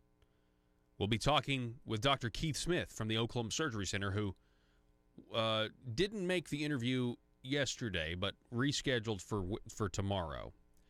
And then we'll be talking with former Justice Annabelle Ember Tuck about Issue 1. She'll actually be here in studio. So we're excited about that. Folks, I'd like to introduce you to Libertarian candidate Casey Copeland. He's running as a Libertarian. He's running for the State House, District 80. Casey, welcome to the program, sir. Good morning. Thanks for having me.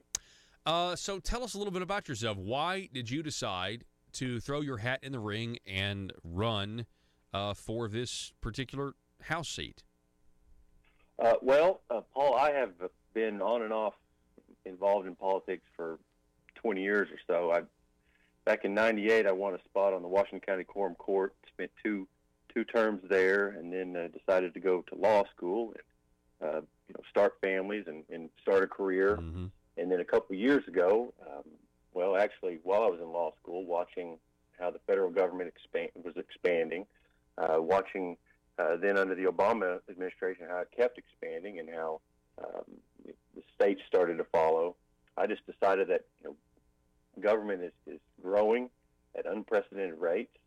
We are giving over more and more private tasks to government agencies, and that is just a cost and a path that I just don't think that we can go down as a state or as a nation. So my small government inclinations, my limited government inclinations, and my inclination for government to control spending, which means that they don't tax us as much, led me to jump into this race this year. That sounds like a great reason. Talk about where you kind of got your libertarian philosophy from. I mean, was it in law school that you realized that more liberty is better? Well, just some of that, and then just getting out and getting out on my own, starting a family, and opening up a small office of my own, and just living life, kind of led me to that conclusion. It was really in 2006 when I joined the party after watching the federal government decide to bail out so many private corporations with our money. I just decided that both parties appeared to be parties of big government, and that just wasn't what I believed. I was a Republican when I was on the quorum court, and that's when I thought that the Republican Party really was a party of small, limited government. And just over time, my eyes opened up, and I decided that they weren't. And I decided to join the Libertarian Party because their principles really are about small, limited government and more freedom for consumers and taxpayers and just people in general. Why do you think it's, for somebody who, like you said, who thought that those ideals were in the Republican Party, I mean, they put limited government back in the platform. Recently, the Republicans did here in Arkansas. Of course, it did get taken out, which was weird. Why do you think it's so hard for Republicans to actually limit government the way the platform says? Well, I think once you become a party in power, there is, I guess, an expectation to run government.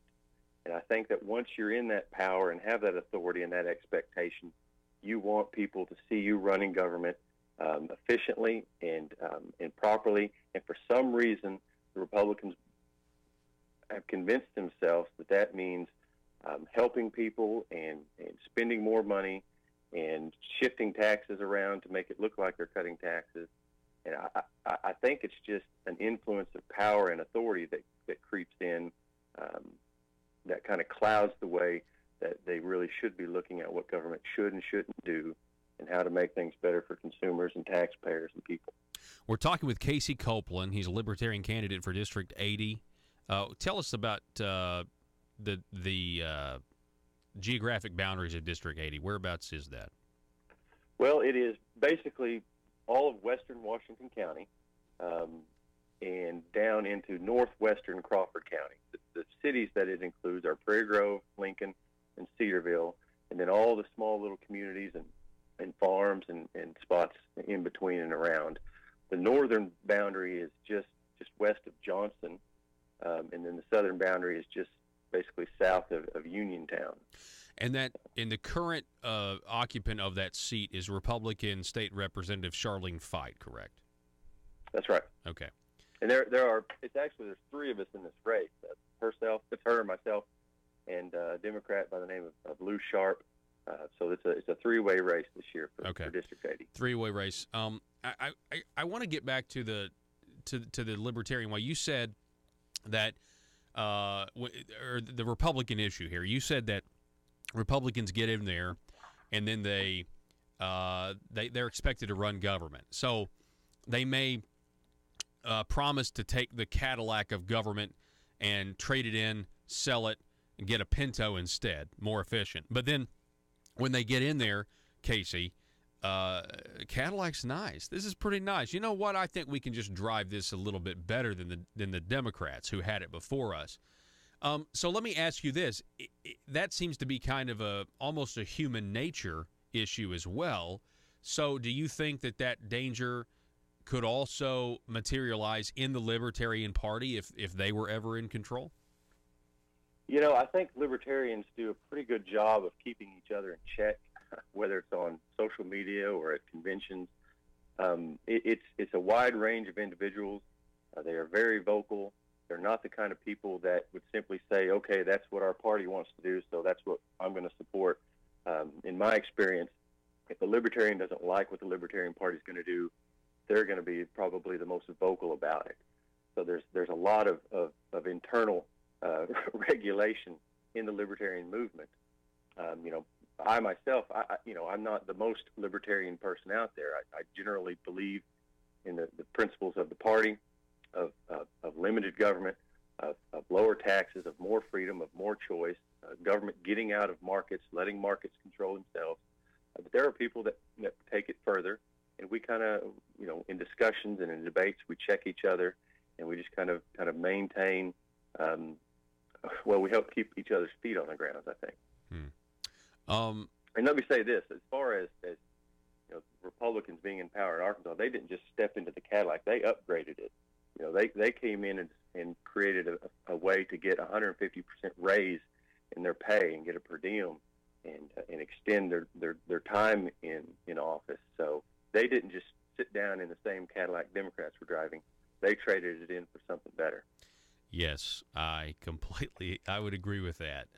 It's been interesting to watch. On that is specifically Casey Copeland. What are some of the problems? I mean, what are some of the problems facing Arkansas right now that you would address if you were to win? Well, the general purpose of my campaign is to watch out for the things that matter in my district. That's small farms, small businesses, and small towns. And I think that there is so much big city influence in our state government that some of these things get pushed aside. You see how big hospitals and big insurance companies are running the debate on our health care issues. You see how big corporate farms control some of the debates on agricultural issues. People forget that there's a whole lot of folks just like my family who just have a few chicken houses, maybe bale a little bit of hay every year to sell. And, we're not giant operations, but we are often left out of some of these debates. So I think that once lawmakers get down to Little Rock and get wined and dined in that big city, they get influenced by more and more urban and big city ideas and control. I don't know how you feel. I agree with that. I've actually heard somebody say before. Well, it's kind of hearsay, but somebody said that they heard a politician say before that being a politician in Arkansas is delicate because you have to balance the interests of Little Rock with the interests of your district. And I thought, wow.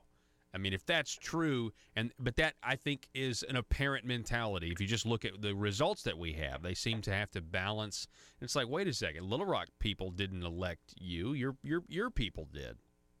And I think that, Paul, I don't mean to interrupt you, but I think that also has something to do with the two-party system and all the money that's in Little Rock that gets fed into the Republican and Democrat parties, so that the parties kowtow to the Little Rock money, and then the parties control their individual, or try to control their individual members as much as they can. So because Little Rock has a lot of influence with those two big parties, therefore Little Rock then has a lot of influence over the individual members that come down there. And I think it's just follow the money. I think that's the answer. I know President Trump is a Republican, but from my standpoint, Casey, he doesn't represent the status quo. He seems to be shaking things up in a lot of ways. And so I'm just curious, as a libertarian, watching this, what are your thoughts about what President Trump is doing and what he's done so far? I think the best thing that he's doing is that he's approaching a lot of these problems from a different angle. He's not coming at them as a career politician who has been in the system or been in party politics his whole career, and he's not coming in there with that mentality. So he's looking at it more as a businessman, almost looking at it more as a private citizen would look at it, rather than somebody who has been trained and influenced and groomed by party politics for years and years. So I think that is a benefit. I think it's good to have a fresh set of eyes, look at some of these problems differently, and he's having some success with that. Of course, as a libertarian, we don't really like government controlling and regulating markets too much, and I think that he's more inclined to do some of that. But really, I think the best thing about what he's doing is he's looking at it unlike politicians look at these problems. Yeah. No, I like what you said. He's looking at it like a private citizen would look at it, and that certainly is the case. And it's almost like he's looking at the problems for the first time. I mean, I know he's not necessarily, but he's looking at the problems, like you said. He hasn't been indoctrinated with what he's supposed to think. He's looking at each problem, as it's a separate problem. Okay, what's the quickest way to fix this? Yeah, there may, and then after you have some of those ideas, you say, well, there may be some unintended consequences if we do it this way or whatever. But I mean, I found it like, for example, with NATO. I mean, we spent all this money on NATO, and nobody else, is paying their fair share, to use the progressive term. But when he made that point in front of the world and in front of NATO about Germany making that deal with Russia, and there's 60% of their gas now coming from Russia. They're making Russia rich, but then they want protection from Russia. I mean, just to point out a hypocrisy. I mean, that's a hypocrisy that would be pointed out if you took that situation and shrunk it down. You would, around a water cooler at an office somewhere, somebody would make that point, and he's making it to their face. And it shakes everything up, and that's what's so refreshing about what he does sometimes. I mean, you set aside some of the arguments about morals and ethics. He makes people in politics who are career politicians. He makes them uncomfortable, and I think we can all appreciate that. Yes, I think you're exactly right. It is so much fun to watch some of these guys. Just kind of squirm a little bit. We're talking with Casey Copeland. He's a libertarian candidate for state representative District 80. So, Casey, I'd love for you to tell our audience, if people want to know more about you, where they can find that information. Well, I'm on Facebook. The Russians haven't hacked me yet. Good. It's at Elect Copeland on Facebook. We've got a website that's going to push out later this week, maybe early next week. So right now, Facebook is probably the best place. And, they can send me messages or post stuff, and I try to respond as quick as I can. Well, that's fantastic. Well, Casey, I certainly appreciate you coming on the program. I'd love to do this again, especially, as the campaign, gets into full gear. There's going to be news and stuff to talk about. So you feel free to, come on the program anytime, okay? Sure, absolutely. I appreciate it. Yes, sir. Casey Copeland, everybody. He's a libertarian. He's a candidate for state representative in District 80, and we certainly appreciate him coming on the program. We're going to take a break. Going to be right back here in just a minute, so don't go anywhere. Thanks so much for listening to Conduit News Radio. I'm Paul Harrell. If you believe the Second Amendment protects your right to defend your home with a firearm, where do you turn if the government confiscates your gun? To the courthouse. The Founding Fathers created your Seventh Amendment right to a civil jury to protect your freedoms. The courthouse is where you fight the overreaching hand of government. And the Brad Hendricks Law Firm is where the fight starts. Call the Brad Hendricks Law Firm at 501-221-0444. The Brad Hendricks Law Firm in Little Rock, standing ready using the Seventh Amendment to protect your Second Amendment rights. Russellville-based firearms manufacturer Omega are making clones of the most notable German firearms in the world. These delayed rotor-lock firearms have been and are currently used by law enforcement and military worldwide. At Omega, they manufacture their guns right here in Arkansas and produce the best reproduction in the marketplace that comes with a complete 5-year warranty. At Omega, they take firearm manufacturing seriously and offer discounts to active and retired law enforcement. Whether you're using Omega firearms to defend the public, defend your family, or for target practice, Omega has your back. For pricing, go to omega-guns.com. That's omega-guns.com. If you're like me, you believe that small business is the heart of Arkansas's economic engine. and it should be viewed that way by the politicians in Little Rock. Conduit for Commerce also believes, like you and I believe, policies that achieve less regulation and lower taxation help small business in Arkansas thrive. Other policies like small, constitutionally consistent government and reducing citizen dependency on government keeps it from growing and expanding its influence on our daily lives. Conduit for Commerce works every day to educate the general public and legislators on these important priorities in the name of Arkansas small business. By the way, contributions to Conduit for Commerce are tax deductible. Log on now to conduitforcommerce.org and click on Contact Us on the right side of the page. That's conduitforcommerce.org. Go there now and learn the facts on protecting small business in Arkansas.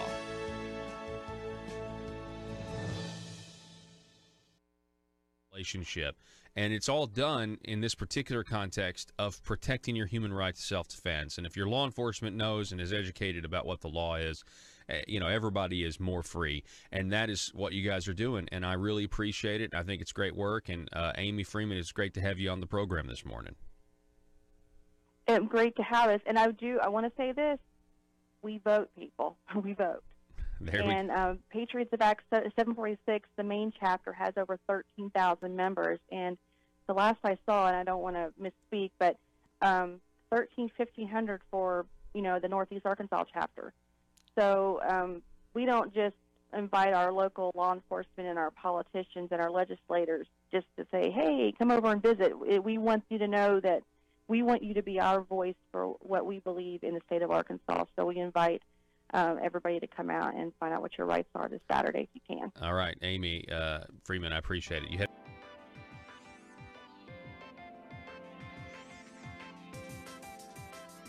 Conduit News Radio with Paul Harrell is building a liberty machine.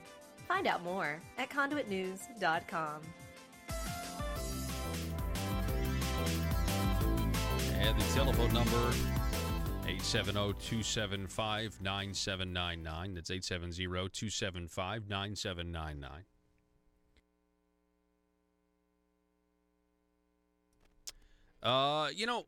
We've been doing this like once a week, so we need to do it again. It was actually scheduled earlier in the show, but we ran out of time. We've covered a lot of content today. Carefully crafted language. I found some carefully crafted language from a March 8th Talk Business and Politics article, 2018. It had to do with, Governor Hutchinson. I mean, who else? I mean, he's the one that coined the phrase anyway, right? Listen to this. I want to refer everybody back to my remarks because that's the key language that was carefully crafted. Yeah, that's the key language that was carefully crafted. Carefully crafted language. Back in this March Talk Business and Politics article, you have the governor they're worried, right? They're worried about the tariffs on soybeans, and they're worried about Donald Trump and what is he doing and everything else, and people are so worried about this. And Governor Hutchinson said this, quote, President Trump has always advocated for tougher U.S. negotiations on trade deals, and I too support a harder line in these negotiations. But I am troubled that today's announcement of tariffs on steel and aluminum takes negotiations off the table and leaves the United States vulnerable to retaliatory actions that could hurt our farmers and job creation in Arkansas. I would encourage the administration to go back to the negotiating table so that we can avoid a trade war that hurts consumers and the economy in Arkansas. Now, this was in many ways, this was back in March, and now here we are in August, so it's very much a knee-jerk, typical political answer from people that are trying to do what they believe they have to do, which is damage control. They are told in their little political playbooks that they have to do damage control when something like this happens. Of course, we were just highlighting how President Trump is not a typical president. I mean, that's obviously clear at this point. The reason I feel like this is carefully crafted language, you got to know how to interpret this, read between the lines, but you also have to know what the governor is doing. In a way, in a passive-aggressive way, he is defining the term negotiation in a way that is not inconsistent with reality. You say, well, you've walked away from the negotiating table. That's not true. Not in the real world. And the reality is that President Trump is using the tariffs as a negotiating tool. He is still negotiating. He's negotiating with tariffs. He's negotiating with these, and let me just tell you something. You put these tariffs on, and now, when you guys decide to maybe not put the tariffs on anymore, you're now operating from a position of strength where you can actually, well, okay, China, we'll negotiate by putting these tariffs on. This is now our standard. This is now our minimum. And China's economy is now a bear market. China's economy is now fractured in some ways. There are rumors, reports that the Communist Chinese Party has cracks in its veneer of unity. So it's maybe doing some things internally to the country. They don't like where their economy is right now. China, according to some reports, is rethinking its rah-rah, boom-boom nationalist image. And so maybe that is having, maybe that's going to be positive. Who knows? But the bottom line is this. If you're going to negotiate a trade deal, from what I can see, Donald Trump understands that America is the best market in the world and the market that everybody wants to be in. And for some reason, our leaders have never utilized that as a key negotiation tactic, as a key negotiation carrot, that our country is the best market in the world and everybody wants to be here. And that's what's going on. There is a repositioning, a realigning going on, from what I can see. Could be wrong, but I believe it's a maneuver. It's like trying to maneuver an aircraft carrier. It takes some time, but I think what's going on here is that if the United States is like an aircraft carrier or like the Battlestar Galactica, what we're doing is slowly moving the ship in a flanking position to where we can operate, economically speaking, from a position of strength. And there's going to be other maneuvers. Other countries are going to do things to try to counter what's going on. That's obvious. That's why you have the soybeans and everything else and the issue there. But when you're stealing $600 billion a year in intellectual property from the country, that's a problem. That's a big problem, and nobody's really talking about that. Lou Dobbs said it. We played it for you a couple weeks ago, where Lou Dobbs said, listen, if the media wanted to be fair about what's going on with soybeans, they have to print the two numbers together. They have to print, it's a $40 billion industry, but $20 billion is exports, next to the $600 billion we're getting ripped off with intellectual property theft. So I think you have to put that into context. Anyway, folks, I want to remind you that this whole broadcast is available for you for free over at conduitnews.com. You can also go to facebook.com/conduitnews and watch the video broadcast there for free as well. It'll be wrapped up here in about 50 seconds. And we also have the SoundCloud, the podcast. A lot of people don't like to use their data. They don't like to use the video because it eats up their data. So we offer the audio-only podcasts. It's in the iTunes store. Haven't been censored yet. It's in the SoundCloud app as well. It's over at... Oh, man. Joe, we've been working on a new parody. So Joe just said, maybe soon. You guys will understand. But anyway, you can get those podcasts in iTunes Store, SoundCloud, or, again, conduitnews.com. That's all the time we have for today. We're going to be back here with a jam-packed show. Hope everybody has a great day, a prosperous day. Arkansas, thanks for listening. Be safe.